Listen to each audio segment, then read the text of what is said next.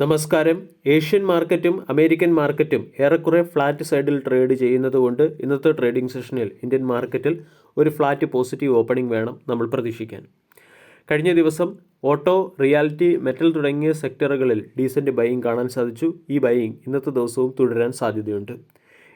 ഇന്ന് stock specific action വരാൻ സാധ്യതയുള്ള സ്റ്റോക്കുകളും അതുമായി ബന്ധപ്പെട്ട ന്യൂസ് അപ്ഡേറ്റിലേക്കും കടക്കാം. ഒന്നാമത്തേത് ബാങ്കിങ് സെക്ടറിലെ സ്റ്റോക്കുകൾ. Indian bank, south Indian bank, Punjab and Sindh bank തുടങ്ങിയ ബാങ്കുകളുടെ Q3 ബിസിനസ് അപ്ഡേറ്റ് പുറത്തു വന്നിട്ടുണ്ട്. ഇന്ത്യൻ ബാങ്കിൻ്റെ ടോട്ടൽ ബിസിനസ് 13.4% വർദ്ധിച്ച് 14.3 ലക്ഷം കോടിയായി മാറി. ഗ്രോസ് അഡ്വാൻസ് 14.5% വർദ്ധിച്ച് 6.4 ലക്ഷം കോടിയായി മാറി. ടോട്ടൽ ഡെപ്പോസിറ്റ് 12.5% വർദ്ധിച്ച് 7.9 ലക്ഷം കോടിയായി മാറുകയും ക്യാസ 39.02% രേഖപ്പെടുത്തുകയും ചെയ്തു. സൗത്ത് ഇന്ത്യൻ ബാങ്കിൻ്റെ ടോട്ടൽ ഡെപ്പോസിറ്റ് 12.2% വർദ്ധിച്ച് 1.18 ലക്ഷം കോടിയായി മാറിയിട്ടുണ്ട്. ഗ്രോസ് അഡ്വാൻസിൽ 11.3% വളർച്ച കൈവരിച്ചു. ക്യാസ റേഷ്യോ 31.15 നിന്നും 31.84 ഇംപ്രൂവ് ആയി. പഞ്ചാബ് ആൻഡ് സിന്ധ് ബാങ്കിൻ്റെ ടോട്ടൽ ബിസിനസ് 12% വളർന്ന് 2.5 ലക്ഷം കോടിയായി മാറി. ടോട്ടൽ ഡെപ്പോസിറ്റ് 9.3% വർദ്ധിക്കുകയും ഗ്രോസ് അഡ്വാൻസ് 15.3% ഉയരുകയും ചെയ്തു. ക്യാസ റേഷ്യോ 31%-അടുത്തായി തുടരുന്നു.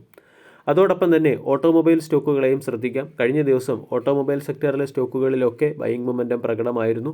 കഴിഞ്ഞ ദിവസം മാർക്കറ്റ് അവറിന് ശേഷം ചില കമ്പനികൾ അവരുടെ ഡിസംബർ മാസത്തെ സെയിൽസ് റിപ്പോർട്ട് പുറത്തുവിട്ടിട്ടുണ്ട്. ഹീറോ മോട്ടോർ കോർപ്പിൻ്റെ ഡിസംബർ മാസത്തെ സെയിൽസിൽ 2 വീലർ സെയിൽസ് 4 ലക്ഷം യൂണിറ്റിൽ നിന്നും 4.56 ലക്ഷം യൂണിറ്റിലേക്ക് ഉയർന്നു. 4 ലക്ഷം യൂണിറ്റിൻ്റെ സെയിൽസ് ആയിരുന്നു മാർക്കറ്റ് പ്രതീക്ഷിച്ചത്. ടോട്ടൽ സെയിൽസിൽ 40% വർധനവുണ്ടായി.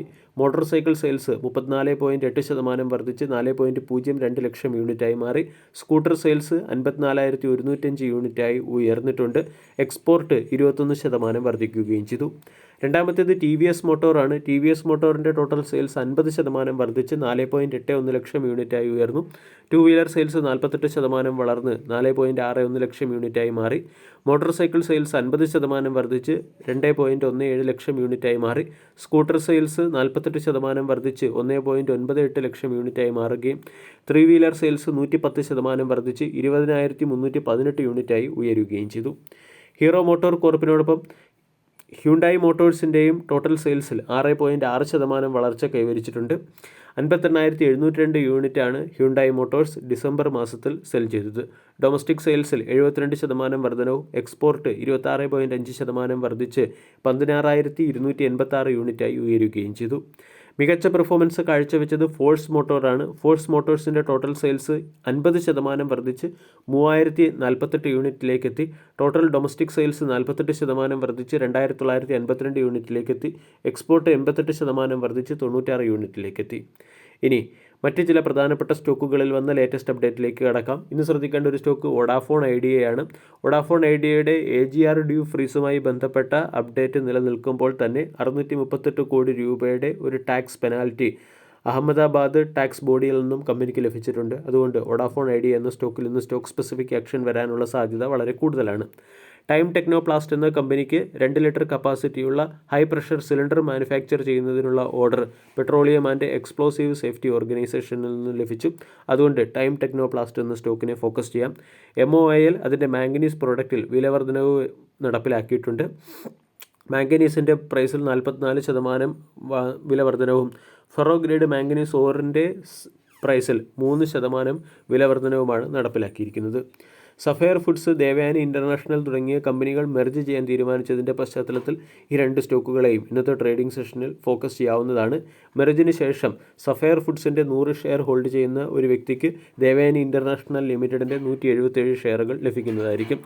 സോട്ട ഹെൽത്ത് കെയർ എന്ന കമ്പനി 276 സ്റ്റോറുകൾ Q3 ഓപ്പൺ ചെയ്ത് ടോട്ടൽ സ്റ്റോറുകളുടെ എണ്ണം 2,331 ഉയർത്തി.